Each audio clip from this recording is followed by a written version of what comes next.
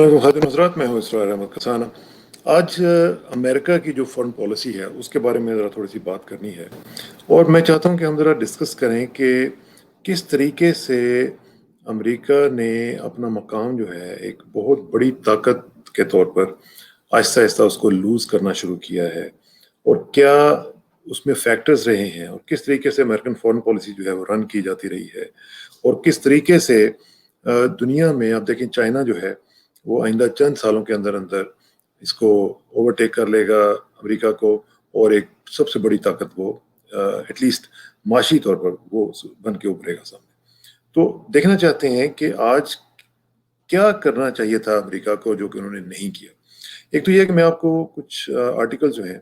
वो मैं आपको आपके साथ दिखाना चाहता हूँ आपको। आप ज़रा उनको देखिएगा और आपको पता चलेगा कि किस तरीके से अमेरिका के अंदर खुद लोग जो हैं वो क्या सोच रहे हैं। अब ये देखिए कि ये मैं आपको एक आर्टिकल दिखाता हूँ जो कि ये रिस्पॉन्सिबल स्टेट क्राफ्ट का एक आर्टिकल है जो कि आप देख रहे हैं, और इसमें आपको पता चलेगा कि जो राइटर हैं वो ये कह रहे हैं कि अमेरिका जो है वो उसके क्या मसाइल चल रहे हैं और किस तरीके से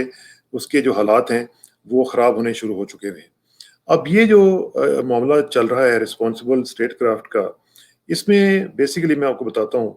कि वो ये कह रहे हैं,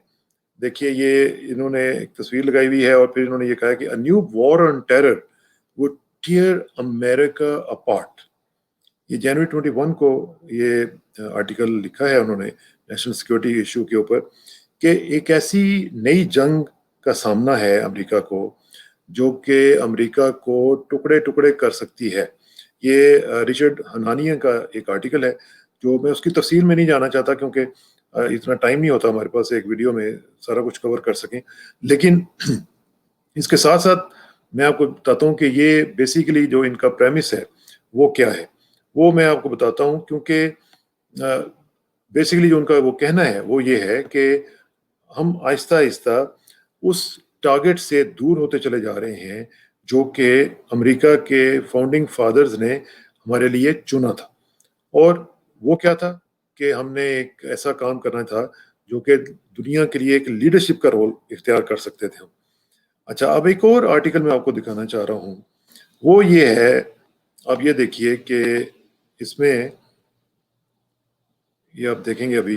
the new domestic war on terror is coming. ठीक है जी, ये ग्लेन ग्रीनवॉल्ड का आर्टिकल है,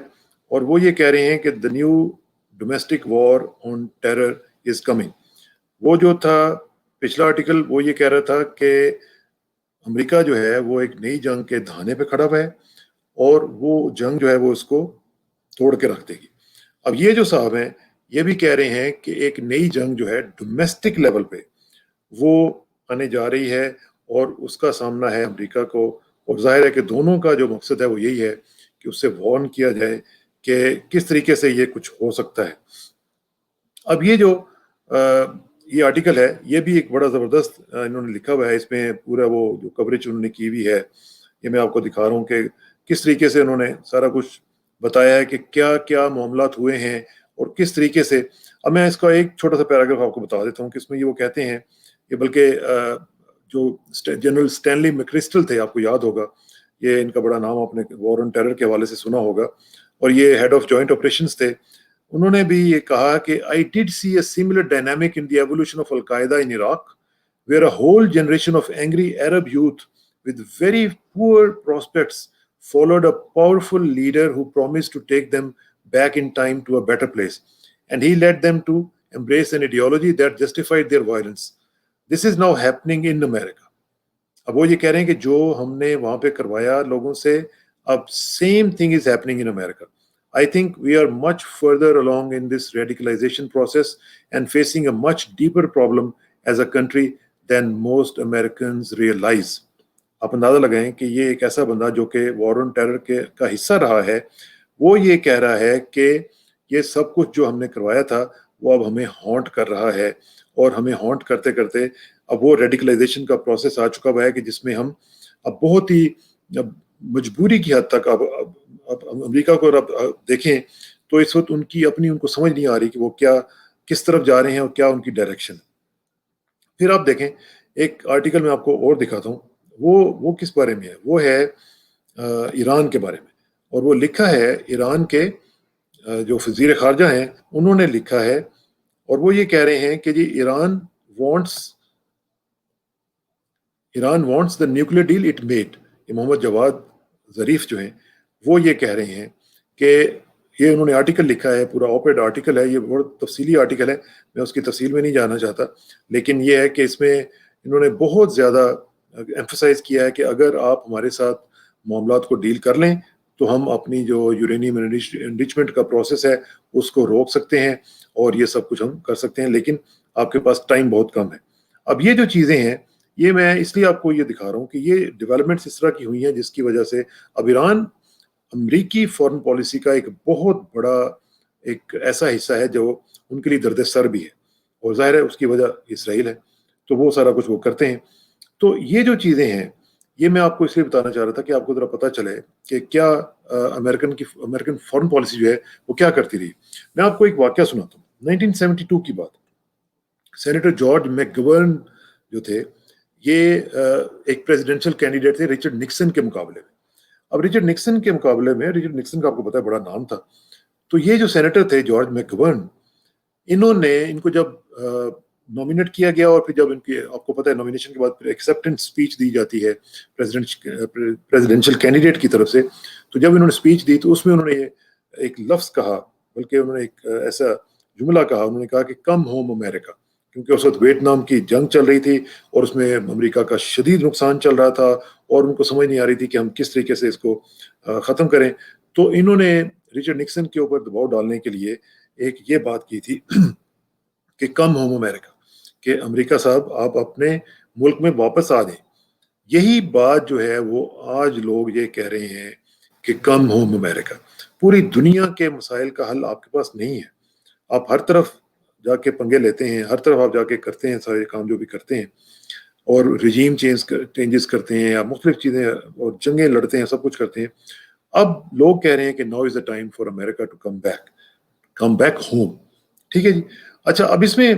ابھی آپ کو پتا ہے پچھلے دنوں میں کیا ہوا. اب یہ ابھی جو ٹرمپ کا معاملہ ہوا اور 6 جنوری کو جو معاملات کیپٹل ہل کے اوپر ہوئے وہ اپنے سب نے دیکھے, اور یہ جو نیشن کیپٹل کا جو ایک ویسے بھی ایک جو رکھ رکھاؤ ہوتا ہے وہ اس دن سب ٹوٹ گیا, بلکہ جو واشنگٹن ڈی سی تھا وہ ایک آرمڈ کیمپ کے طور پر ہمیں نظر آ رہا تھا. آپ نے دیکھا کہ بائیڈن کی جو انوگریشن تھی وہ کس طرح ہوئی, یعنی ہزاروں کی تعداد میں 20-25 ہزار نیشنل گارڈز فوجی جو ہیں وہاں پہ موجود تھے. اب جو امریکنز ہیں ان کی بڑی تعداد جو ہے وہ اس چیز کے خلاف ہے کہ اس طرح نہیں ہونا چاہیے تھا, لیکن اس طرح ہوتا ہے اور اس طرح ہوا, اور پریزیڈنٹ ٹرمپ کی وجہ سے ہوا, کیونکہ انہوں نے یہ کیا کہ جیسے ہی انہوں نے اپنے لوگوں کو موبلائز کیا تو اس کے بعد یہ معاملات خراب ہونے شروع ہوئے. اب جو گریٹسٹ فیئر ہے وہ یہ نہیں ہے کہ امریکہ جو ہے وہ کمزور پڑ گیا. گریٹسٹ فیئر یہ ہے کہ امریکہ کی جو انٹرنیشنل کریڈیبلٹی ہے, جو پوری دنیا میں انہوں نے اپنا ایک ہوا کریٹ کیا ہوا تھا, اور وہ جو ایک اپنا ایک امیج کریٹ کیا ہوا تھا, وہ ایٹ سٹیک آ گئی ہے. اب وہ جو انہیں ایک ڈیموکریٹک یوٹوپیا بنایا ہوا تھا پوری دنیا میں کہ جی ہم ڈیموکریسی کے یہ ہیں اور وہ ہیں, وہ سارے کا سارا ٹوٹتا ہوا نظر آ رہا ہے. اب ڈونلڈ ٹرمپ صاحب جو ہیں انہوں نے کیا کیا, یہ بیسیکلی میں آپ کو بتا رہا ہوں دو پیراڈائم تھے. ایک تو وہ جو کہ ریگولرلی ہم دیکھتے ہیں کہ جو نارمل قسم کے لوگ آتے ہیں جو سسٹم میں سے نکل کے آتے ہیں وہ کس طرح رن کرتے ہیں, اور ایک بندہ جو آؤٹ سائڈر تھا وہ آ کے اس نے کیا کیا, اس نے ان کی جو نارمز تھیں ان کو ریفیوز کر دیا ماننے سے, اور اس نے کیا کیا, اس نے یہ کیا کہ جو لوگوں کا ایک ان کے اندر جو ڈس سیٹسفیکشن تھی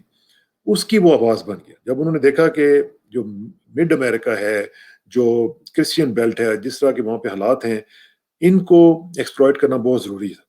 اور انہوں نے وہ کیا. اور ایک انٹرنیشنل کمیونٹی جو سو کالڈ انہوں نے اپنی ایک میسج دیتے ہیں جس میں یورپین یونین اور فلانے جو بھی ہیں سارے کچھ ہیں, ان کو بھی انہوں نے میسج دیا کہ میں اب آپ کے ساتھ اس طرح نہیں چلوں گا جس طرح کے پہلے لوگ چلتے رہے. آپ کو یاد ہے کہ یورپین یونین کے ساتھ ان کے پرابلمس ہوئے, باقی جو ان کے الائز تھے ان کے ساتھ پرابلمس ہوئے, ساؤتھ کوریا کے ساتھ ہوئے, بلکہ جرمنی وغیرہ کے ساتھ بھی ہو کے جی انہوں نے کہا کہ اب آپ یہ جو ہماری فوج وہاں پہ ہے جو آپ کی حفاظت کر رہی ہے اس کے پیسے دیا کریں آپ. تو انہوں نے ٹرمپ نے کیا کیا کہ جو ایک ڈسسیٹسفائیڈ ایک براڈ پبلک ڈسسیٹسفیکشن تھی اس کو انہوں نے ایک آواز دے دی. تو جو واشنگٹن کی فارن پالیسی جو اسٹیبلشمنٹ ہے جس کو بلوب کہتے ہیں, یہ میں آپ کو تھوڑا سا بتا دوں کہ BLOB بلوب کہتے ہیں واشنگٹن کی جو اس میں موجود جو فارن پالیسی اسٹیبلشمنٹ ہے جو ڈیسیجنز لیتی ہے اس کو بلوب کہتے ہیں. اب بلوب کو انہوں نے ریجیکٹ کرنا شروع کر دیا, ان کو سننے سے انکار کر دیا. تو اس سے کیا ہوا, ان کا جو اپنا ایک طریقہ کار تھا اس کو انہوں نے چیلنج کیا. اب جب جو بائیڈن آئے ہیں تو جو بائیڈن جو تھے وہ بیسیکلی جو بلوب ہے جو واشنگٹن کی فارن پالیسی اسٹیبلشمنٹ ہے اس کے ایک سیلویشن کے طور پر سامنے آئے, اس کو انہوں نے بچانے کی کوشش کیا کیونکہ وہ تو سن ہی نہیں رہے تھے. اب ان کے ارد گرد بھی اگر آپ دیکھیں تو بائیڈن کے ارد گرد وہی لوگ ہیں جو کہ سسٹم کے لوگ ہیں, اور جو سسٹم میں لوگ ہوتے ہیں زیادہ تر وہ ہوتے ہیں جو کہ وار پارٹی جس کو کہتے ہیں, جنگوں کے حساب سے, کیونکہ آپ کو پتا ہے وہاں پہ انڈسٹریل جو کمپلیکس ہے کتنا بڑا اور اربوں ڈالرز کا وہ کمپلیکس ہے, وہ سارے کے سارے لوگ اب ان کے ارد گرد آ گئے ہیں. اور آپ دیکھیں گے کہ آہستہ آہستہ وہ ان کو ٹیک اوور کر لیں گے اور سارے کے سارے جو معاملات ہیں وہ اسی سسٹم کے مطابق چلیں گے جس طرح جارج بش کو انہوں نے کیا تھا. اور یاد ہے آپ کو جارج بش جو تھے وہ اتنا مجبور ہو گئے ہوئے تھے کہ ان کے پاس ڈیسیژن میکنگ کی پاور ہی نہیں تھی. وہ جو کچھ وہ یہ لوگ کہتے تھے, حالانکہ وہ کہتے رہے کہ یہ ایک ہمبل فارن پالیسی ہونی چاہیے, لیکن انہوں نے کسی نے ہمبل بننے نہیں دیا. اور خاص طور پہ جب 9/11 کا واقعہ آیا تو پھر آپ کو پتہ یہ سب کچھ کیا ہوا, وہ سارے کا سارا انہوں نے ختم کیا. اب ہمبل فارن پالیسی جو ہے وہ اس وقت اس کی ضرورت ہے, لیکن ہمیں یقین ہے کہ جو بلوب کے ممبرز ہیں, جو فارن پالیسی اسٹیبلشمنٹ کے جو ممبرز ہیں, وہ اس طرح نہیں ہونے دیں گے, کیونکہ وہ پہلے بہت ہاریفائڈ تھے کہ یہ ٹرمپ جو ہے وہ کیا کر رہا ہے, ہماری بات نہیں سن رہا ہے. اور بیسیکلی لوگوں کا یہ کہنا تھا کہ آپ انڈر ایسٹیمیٹ کر رہے ہیں جو ڈومیسٹک پرابلمس ہیں اور اوور ایسٹیمیٹ کر رہے ہیں جو کہ انٹرنیشنل پرابلمس ہیں. اسی وجہ سے آپ کو یاد ہوگا کہ پورا امریکن پولیٹیکل سسٹم جو تھا وہ بریک کر گیا. وہ اتنا زیادہ بریک ہوا کہ آپ نے دیکھا کہ کسی کے کنٹرول میں نہیں آ رہا تھا. ایک وار لائک سچویشن جو ہے وہ ہمیں وہاں پہ نظر آتی تھی کہ کس طریقے سے ٹرمپ کے دوران ہم نے دیکھا کہ کیا کیا معاملات ہوئے. اب ٹرمپ جو تھا اس نے کیا کیا کہ وہ ان لوگوں کی ریولوشن کی آواز بنا. اور اگر آپ یہ یقین کریں کہ اگر تھوڑا سا وہ ایکٹیولی پرسو کرتا ہے تو یہ معاملات بہت سارے خراب ہو سکتے تھے ڈیموکریٹس کے لیے. دیکھیے ٹرمپ نے 74 ملین یعنی 7.40 کروڑ ووٹس حاصل کیے. یہ تھوڑے ووٹ نہیں ہیں, تھوڑا سا ہی فرق تھا. اگر 22,000 ووٹس سوئچ کر جاتے تو اس کو الیکٹرل کالج میں وکٹری مل سکتی تھی. اور اگر وہ اس الیکٹرل کالج کو اپنے ہاؤس میں جو کہ اس میں میجورٹی میں تھے اگر وہ بھیج دیتا تو 22,000 ووٹس کا جو فرق تھا وہ الیکٹرل کالج کی ادھر بھیجنے سے, ریپبلکنز وہاں پہ موجود تھے, ریپبلکنز کی میجورٹی تھی, اسٹیٹ ڈیلیگیشنز وہاں پہ آ جانے تھے, تو انہوں نے سوئچ کر لینا تھا پورے کا پورا الیکشنز. اور اگر 11,000 ووٹس اور ان کو مل جاتے تو پورے کے پورے الیکشن جو وکٹری ہے وہ ان کے ہاتھ میں آ جانی تھی. الیکٹرل کالج بھی آ جانا تھا اور پاپولر ووٹ بھی آ سکتا تھا. اچھا, اب اگر یہ رولز کو فالو کرتا تو بڑے آرام سے یہ ساری چیزیں ہو سکتی تھی, لیکن اس نے نہیں کیا. آپ کو پتا ہے سیکنڈ ڈیبیٹ بھی اس نے مس کی کووڈ کی وجہ سے, اور پھر اس نے یہ جو معاملات تھے کووڈ کے ماسک وغیرہ پہننے کے والے سے اس میں بھی لوگ تھوڑے سے پش آف ہوئے اور انہوں نے کہا جی کہ ہم کیا اس کو کیسے ڈیل کریں.